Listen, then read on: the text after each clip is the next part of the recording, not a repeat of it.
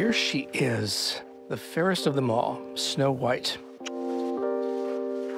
Snow White is our original, very first princess. In terms of Snow White's style of her dress, she has kind of the Gothic Tudor look. If you look at her makeup, her eyebrows are thin pencil lines. She had those red ruby lips.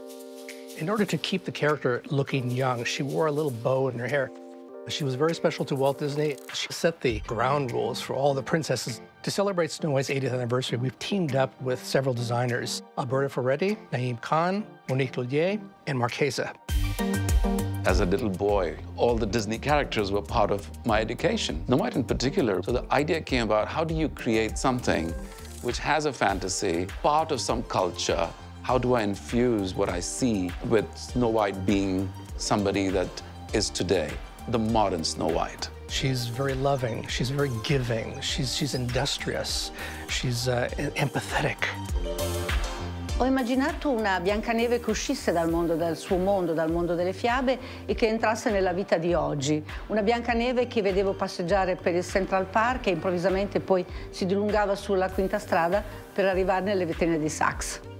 This dress is just covered with stars against this midnight blue palette. It's absolutely wonderful. And on the back of this amazing cape, there is the Queen's Castle.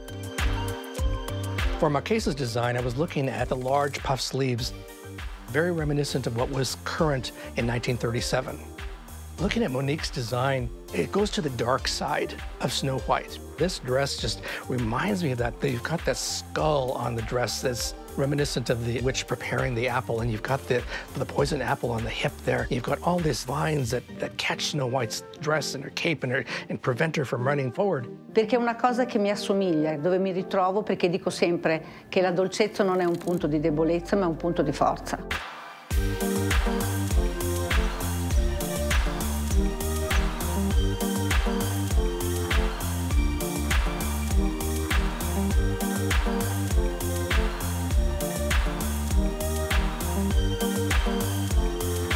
There's something about clothes made by human hands, because I just feel that the energy transfers to you in some way. To me, there is a common element between Snow White and her relationship with the dwarves, and that's what makes the magic.